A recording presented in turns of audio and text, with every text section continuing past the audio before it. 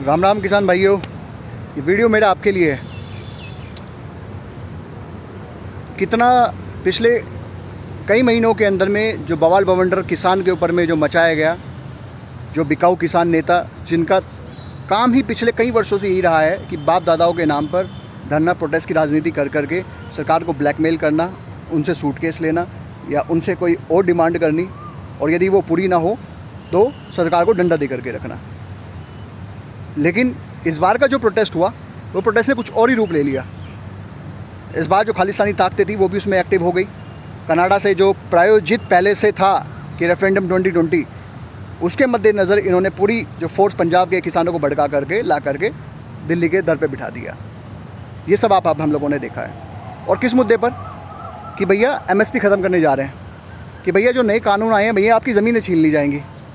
जबकि मोदी सरकार ने बाकायदा इन सब पे अपना पूरा एक्सप्रेशन दिया है कि कोई चीज़ ख़त्म नहीं हो रही, कहीं ज़मीनों पे कब्जे नहीं हो रहे हैं। और प्राइवेटाइजेशन जो लैंड के अंदर जो कंपनियां आकर के खेती करवाने वाली हैं कॉन्ट्रैक्ट रूप में, वो आज से नहीं, वो पहले से हो रही है पंजाब के अंदर में, जिस पंजाब के अंदर सबसे ज़्यादा हल्ला मचाया गया, तो ये पहले से होता आ रहा है।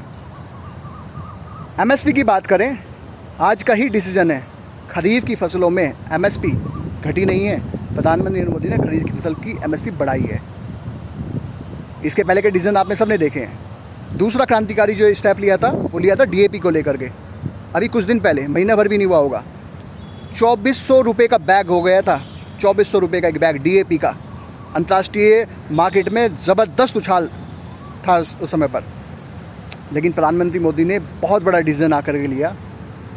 कई हज़ार करोड़ रुपए सरकार उस कर्ज को उसको वहन करेगी, उस भार को और अतिरिक्त वहन करेगी। लेकिन किसानों को वो 1200 रुपये में मिले, इन्होंने 1200 रुपये की सब्सिडी और अतिरिक्त दी। कोई और सरकार होती तो पीछे हट जाती इस समय पर। तो आप देखिए कि जो सरकार 3 बिल आपके बेनिफिट के लिए लेके आई, बहुत सारे डिसीजन आपकी खेती बाड़ी के लिए वो ले रही है सरकार किसानों के लिए, जो इन्होंने पिछले कई सालों में आज तक नहीं लिए।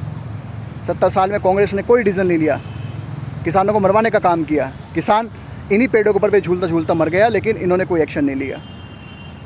तो जो सरकार आपके लिए खड़ी है, आपके बच्चों के लिए खड़ी है, इस देश के लिए खड़ी है, जो ना केवल आज हमारे बॉर्डर सुरक्षित कर रही है,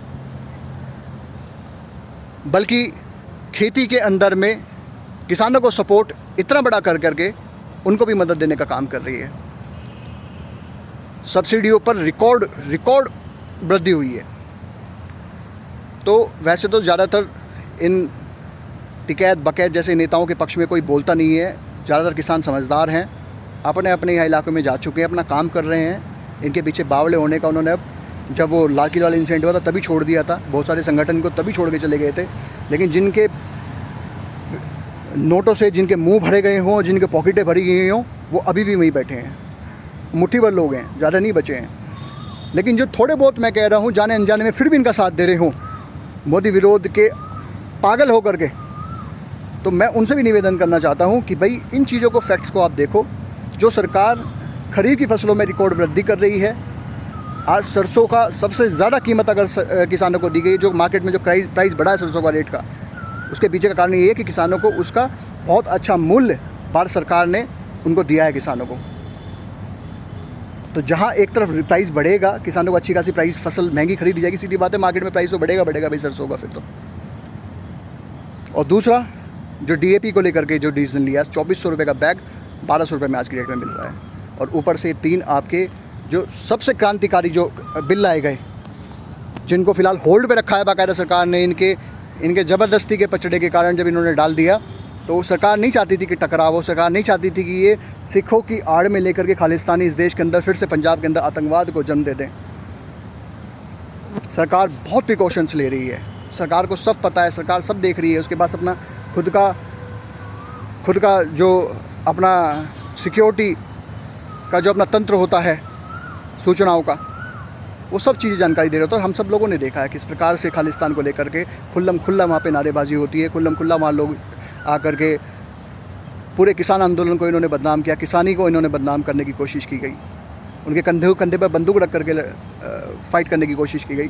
तो ये सब आप लोगों ने देखा है। मैं निवेदन करता हूँ किसान भाइयों से कि प्लीज़ अपनी इस माटी के लिए, अपने इस धरती के लिए कम से कम यार ऐसे लोगों को सपोर्ट मत करो जो आपकी नस्लें ख़राब कर देंगे। सिर्फ आपको बहकाया जा रहा है, भड़कलाया जा रहा है, और ये आप लोगों को देखना होगा। जय हिंद, जय भारत, जय श्री राम दोस्तों।